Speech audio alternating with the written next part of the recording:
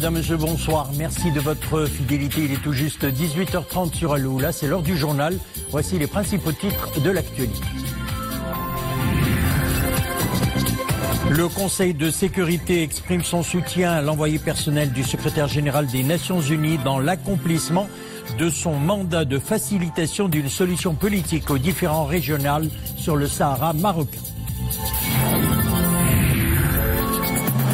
Grippe saisonnière, le ministre de la Santé rassure, les 5 décès de la grippe H1N1 ont concerné principalement des personnes vulnérables. Alors quelles sont les précautions à prendre? Nous verrons cela dans notre reportage. L'aménagement, ou plutôt l'Agence pour l'aménagement de la vallée du Bourg-Greg entame une opération de plantation de différentes espèces d'arbres tout au long du tracé routier reliant Rabat à Salé, et ce dans le souci d'assurer un équilibre entre environnement et urbanisme. Nous le disions en titre, le Conseil de sécurité a adopté hier une déclaration à la presse exprimant son soutien à l'envoyé personnel du secrétaire général de l'ONU Horst Köhler dans l'accomplissement de son mandat de facilitation d'une solution politique aux différends régionaux sur le Sahara marocain. L'adoption de cette déclaration fait suite au briefing de Horst Köhler au Conseil de sécurité mardi dernier 29 janvier au sujet des derniers développements du processus politique mené sous les auspices exclusifs des Nations Unies, notamment la tenue de la table ronde de Genève les 5 et 6 décembre 2018. Mohamed Eitleshkar.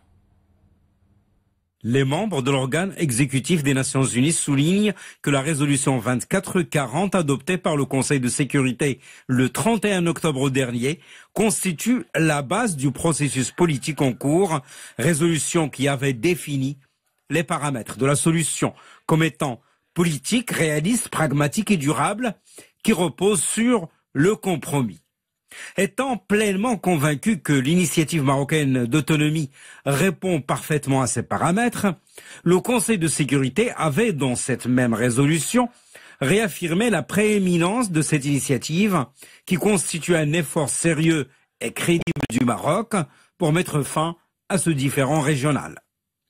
Le Conseil de sécurité avait également consacré le rôle de l'Algérie en tant que partie prenante pleine et entière dans ce processus politique et avait pour la première fois mis l'Algérie devant ses responsabilités en la citant nommément en tant que partie prenante dans le processus politique jusqu'à son aboutissement.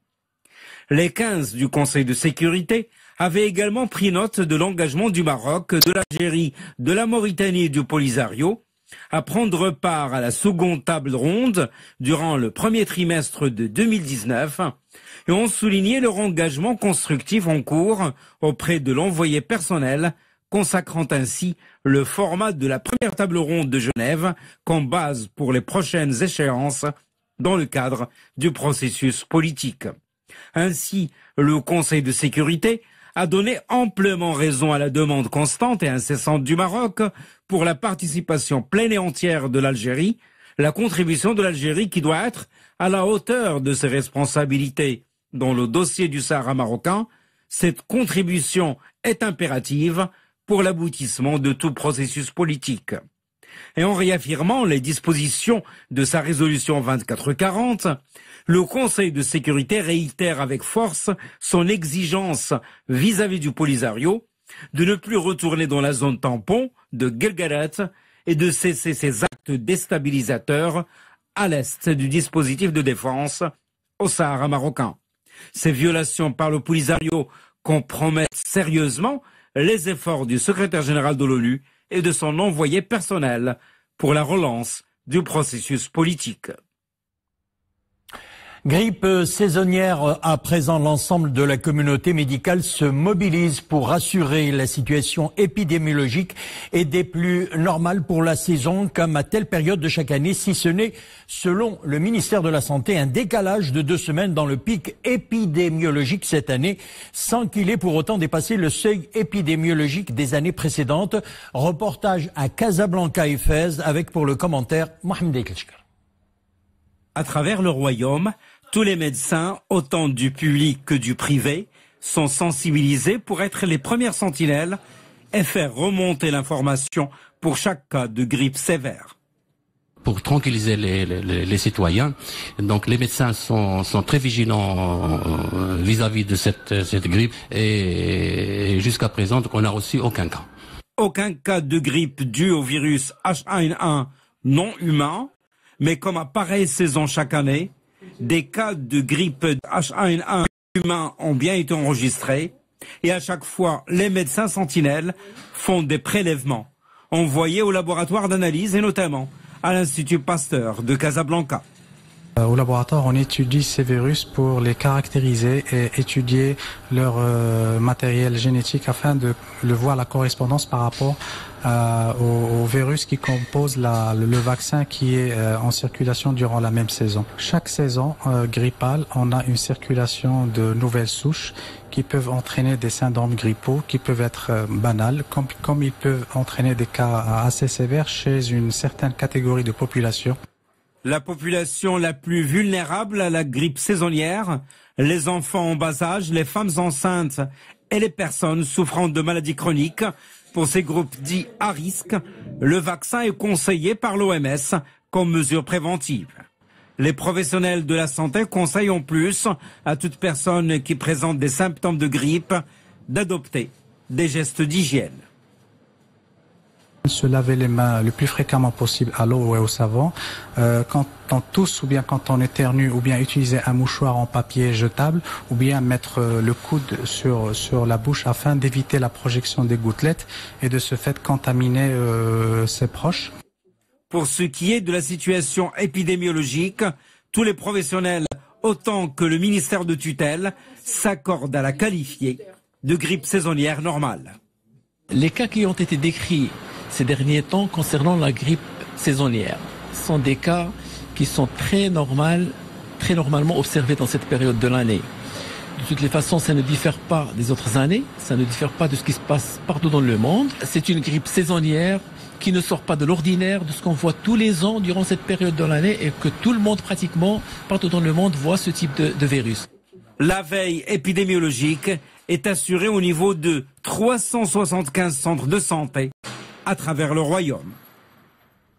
Et au sujet de la grippe saisonnière, toujours, le ministre de la Santé rassure, les 5 décès dus à la grippe H1N1 au niveau des structures publiques et privées ont concerné principalement des personnes vulnérables et que la grippe H1N1 est le sous-type dominant cette année, à l'instar de tous les pays du monde. Anas Doukali rassure également que le ministère de la Santé continue d'assurer la veille épidémiologique. On écoute le ministre de la Santé.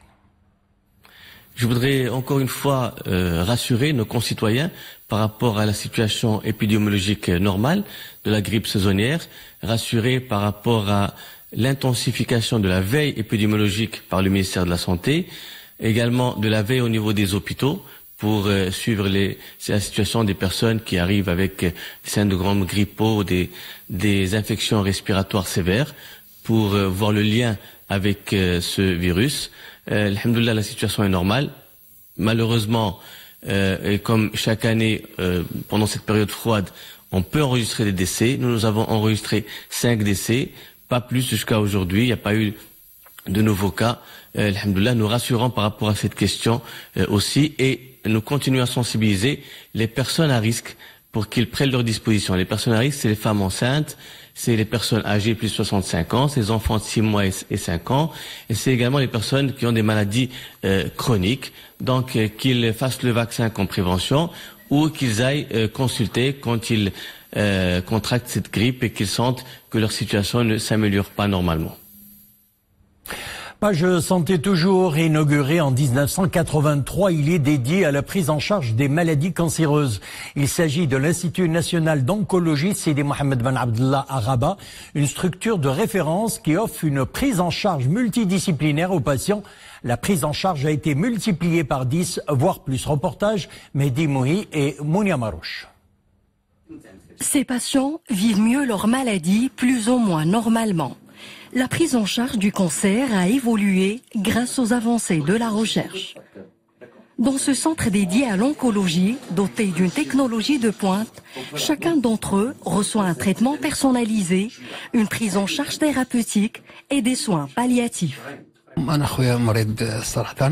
Après la prise de sang et les résultats de l'IRM, on m'a diagnostiqué un cancer. Depuis, je me traite ici au centre d'oncologie de l'hôpital Moulay Abdallah. J'ai suivi plusieurs séances de radiothérapie et j'ai été même opérée.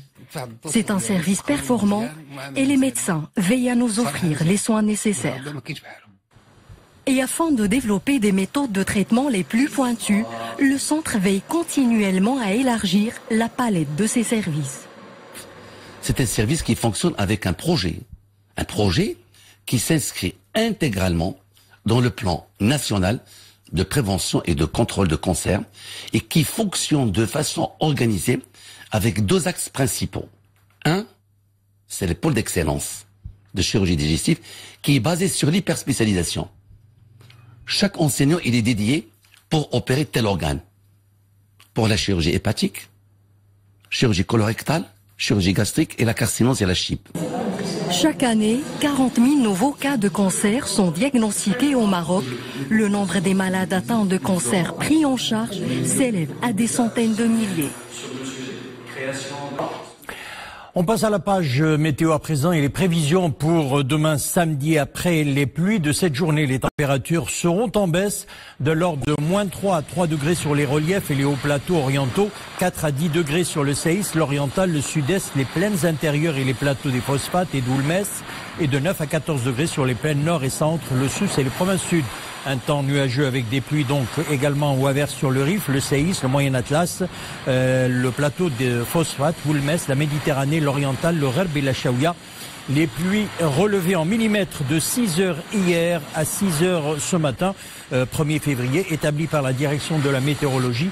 Tanger 8 mm, Chefchaouen et Qnitra 5 mm.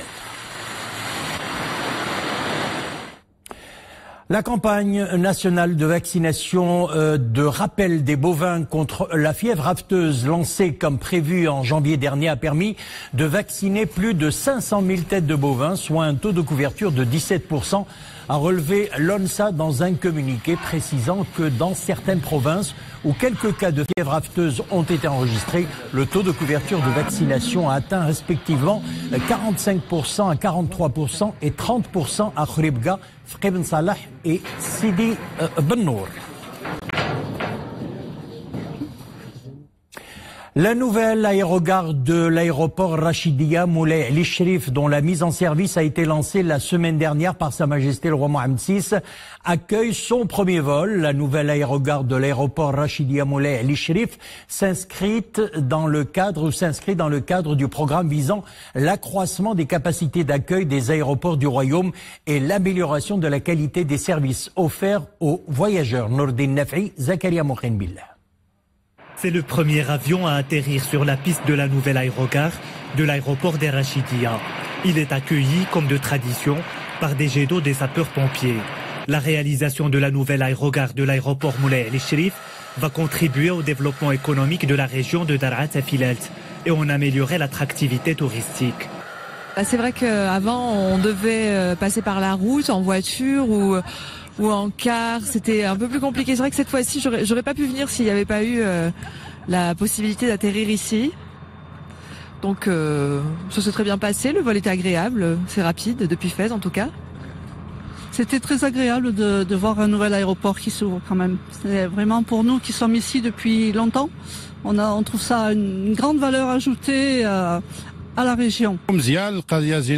C'est une bonne initiative. Auparavant, on devait aller à Fès ou à Casablanca avant de continuer le trajet vers Rachidia. Cela faisait beaucoup de route. Édifié sur une superficie de 3500 mètres carrés, cet aérogare permet d'accueillir jusqu'à 300 000 passagers par an. Ces infrastructures incluent un hall public, une zone d'embarquement, une zone d'arrivée, ainsi que des bâtiments administratifs et techniques, en plus de l'aménagement de la voie d'accès de l'aéroport et la réalisation d'un parking pour voitures. Ces dernières années, le trafic aérien dans notre pays a connu une nette progression. En 2018, 22 millions de voyageurs ont transité par les différents aéroports du royaume. Au niveau de l'aéroport des Rachidia, le trafic aérien a été multiplié entre 2017 et 2018, passant de 18 000 à 36 000 voyageurs. La réalisation de la nouvelle aérogare a nécessité des investissements de plus de 82 millions de dirhams. Situé à 3 km du centre-ville, cet aéroport dessert la ville par des vols réguliers et charters tout au long de l'année. La consolidation de la coopération Sud-Sud au menu d'une rencontre entre le président de la Confédération Générale des Entreprises du Maroc, la CGEM, Salah Dimzouer, et le ministre délégué chargé de la coopération africaine, Mohsin Jazouli. La séance de travail tenue au siège du patronat a permis d'exposer les grands axes de la vision royale pour l'émergence du continent africain à travers l'adhésion du secteur privé marocain à la vision de Sa Majesté le roi Mohammed VI. Sarah Kater. La coopération Sud-Sud avec le continent africain a été au centre de la séance de travail à la CGM présidée par le président de la Confédération Salah Dimzouer et Mohsin Jazouli, ministre délégué chargé de la coopération africaine. C'est l'occasion de rappeler la vision de Sa Majesté le roi Mohammed VI, que Dieu l'assiste, pour l'Afrique, avec les nombreuses réalisations qu'il y a eu ces dernières années et aussi les grands projets à venir pour le Maroc qui vont impliquer les entreprises marocaines sur les terrains de l'énergie, de l'agriculture, de la pêche ou encore de l'industrie. Les deux parties ont insisté sur l'adhésion du secteur privé marocain en faveur du renforcement de cette coopération. L'idée est naturellement de faire le point, mais aussi de dire comment nous allons améliorer notre démarche de manière à ce que ce partenariat public-privé continue à fonctionner. Et le souci fondamental est de faire de sorte que cet ancrage voulu par Sa Majesté dans le tissu économique de notre continent soit un ancrage au service du développement également de nos partenaires au niveau du continent africain. L'Afrique, dont le potentiel a été rappelé pendant la rencontre, offre des relais de croissance et de création d'emplois pour le Maroc dans de nombreux domaines. La dynamique en cours sur le continent offre en effet la possibilité au secteur privé marocain de faire valoir son expertise et son expérience dans le cadre d'une solidarité agissante pour la coémergence du continent.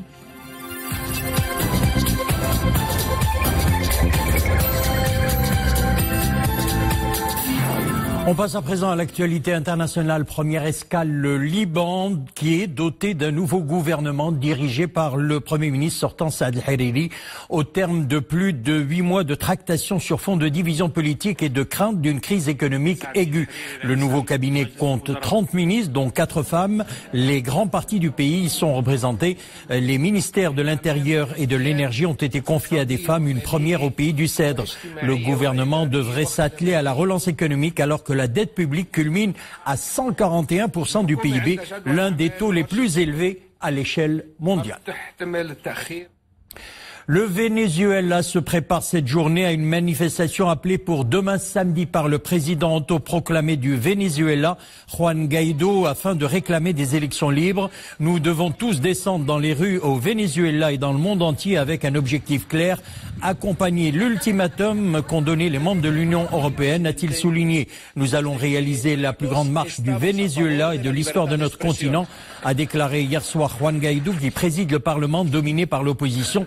6 pays de l'Union européenne, Espagne, France, Allemagne, Royaume-Uni, Portugal, Pays-Bas, ont donné à Nicolás Maduro jusqu'à dimanche pour convoquer des élections, faute de quoi ils reconnaîtront Juan Guaidó comme président.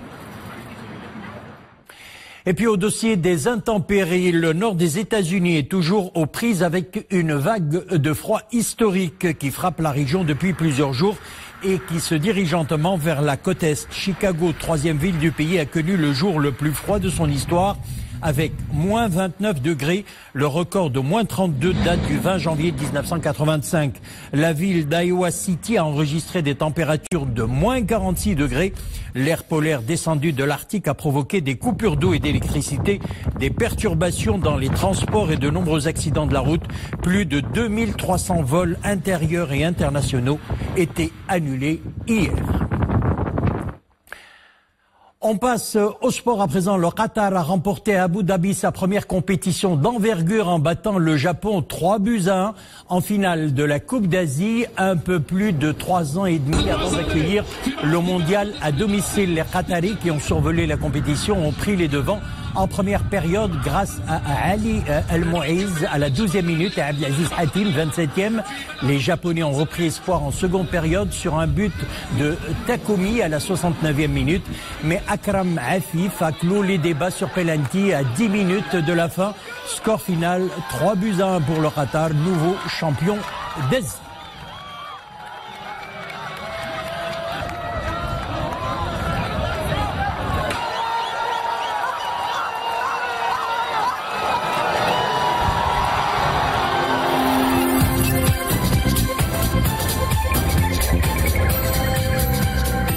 Page environnement à présent dans le souci d'assurer un équilibre entre l'environnement et l'urbanisation de la vallée du Bourg-Greg. L'Agence pour l'aménagement de la vallée du Bourg-Greg a entamé une opération de plantation de différentes espèces d'arbres tout au long du tracé routier reliant Rabat et Salé. L'opération de plantation avance à grands pas. Les détails dans ce reportage signé Saïd Rima sur un commentaire de Nisrine Aouzdar. La rocade urbaine numéro 2 reliant Rabat à Salé et les terrains à proximité font peau neuve. Selon un plan structuré, on y plante différentes espèces d'arbres. Objectif, donner du relief, de la couleur et de l'attrait à cet espace stratégique sur les deux bords de la vallée du Bourg-Greg. 12 hectares sont concernés par cette opération de reboisement.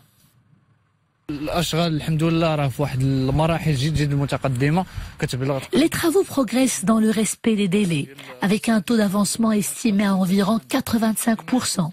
Comme vous voyez, tout se déroule dans de bonnes conditions. Pour mener à bien ce chantier, le maître d'ouvrage s'engage à préserver l'écosystème et à valoriser l'aspect environnemental de la vallée du Bourg-Greg, un nouvel espace vert qui embellira le paysage avec plus de 9600 espèces forestières remarquables. Ce qui nous permettra d'ici quelques années avoir, vous voyez ces sujets qui sont tout petits, mais d'ici quelques années, ils deviendront beaucoup plus grands, et ce qui nous permettra aussi d'avoir un poumon dans cette ville. Un chantier presque achevé. Au total, 1000 arbres fruitiers seront plantés, dont des amandiers, et 5000 arbres d'ornement, dont des ficus. Voilà, c'est la fin de notre édition. Merci de l'avoir suivi. Le retour de l'info sur le Oula, 20h30. Une excellente soirée, un excellent week-end également. À demain.